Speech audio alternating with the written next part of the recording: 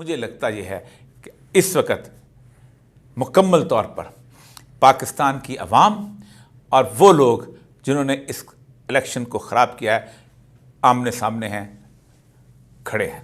पाकिस्तान की अवाम खामोश है।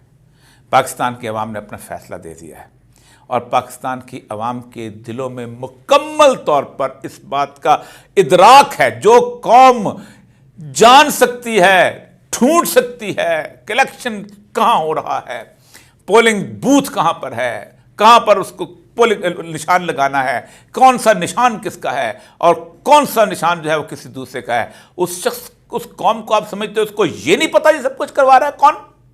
उसको पूरा पता है, उसको पूरा इदराक है। आप प्रेस कॉन्फ्रेंसें करवाओ, आप बाकी चीज़ें कराओ, आप बहुत भोले और बेवकूफ़ हो कि आप समझते हो कि उस कौम को इसका अंदाज़ा नहीं है। अभी तक आपको अंदाज़ा नहीं हुआ, अभी तक आपको पता नहीं चला कि जिस कौम ने इस बड़े शऊर का मुजाहिरा किया। मैंने कल भी बताया था कि मैंने नॉन हिस्ट्री जो अभी तक पढ़ी है कम से कम 50-60 साल की, इस नॉन हिस्ट्री के अंदर किसी कौम ने इलेक्टोरल प्रोसेस के अंदर इतने शऊर का सबूत नहीं दिया जितने शऊर का सबूत पाकिस्तान की कौम ने इस 8 फरवरी को दे दिया।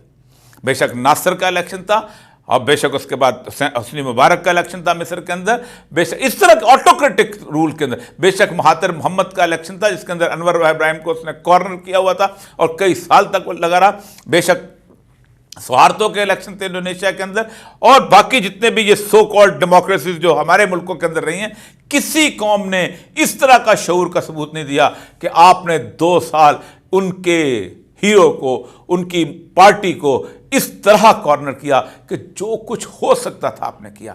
आपने ज़िंदगी में पहली दफ़ा औरतों को जेल में डाला, आपने उनके साथ बदतरीन सलूक किया, आपने बच्चों के साथ 12-12 साल के 13, आपने जो कर, इससे ज़्यादा आप कर नहीं सकते थे, इसलिए कि ये सब आपके घरों के बच्चे थे, आपके रिश्तेदार थे, आपकी औलादें थीं, आपके बहन भाई के बेटे थे, आपके पोते नवासे थे।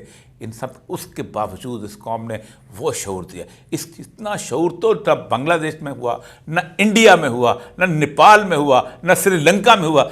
ये कमाल की कौम है और इसको ये नहीं पता कि कौन करता रहे। क्या समझते हैं कि उनको वो गाली मोहसिन नकवी को देंगे? क्या समझते हैं वो बाकी लीडरशिप को देंगे? उनको पता है। इसलिए इज्जत इसी में है कि ये सारे मामले में रास्ता बेहतर करें और इस कौम को, उसके फैसले को, उसके मैंडेट को एहतराम दें और पीछे हट जाएं और इनको करने दें। और दूसरी बात, जिस शख्स ने, जो कि सिविल सर्विस में था, इंतज़ामिया में था, जिसने ये सब कुछ किया है, उसको कटहरे में खड़ा करें।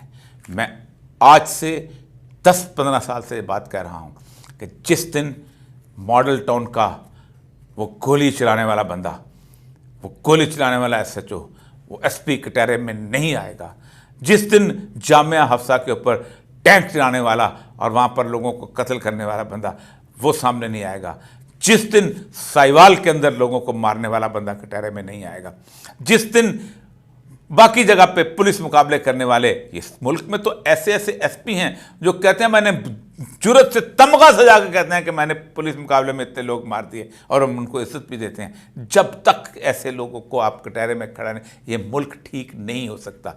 इमरान खान साहब, एक ही दरख्वास्त है, ये मुल्क तत्हीर से ठीक होगा, और तत्हीर सिर्फ सिविल सर्विस की चाहिए, क्योंकि सिविल सर्विस ही वो है कि जो ईमानदारी का सबूत दे तो ये मुल्क ठीक हो जाता है, और बेईमान हो तो इस मुल्क से ज़्यादा रहने की नाकाबिले रिहाइश जगह को नहीं रह जाती।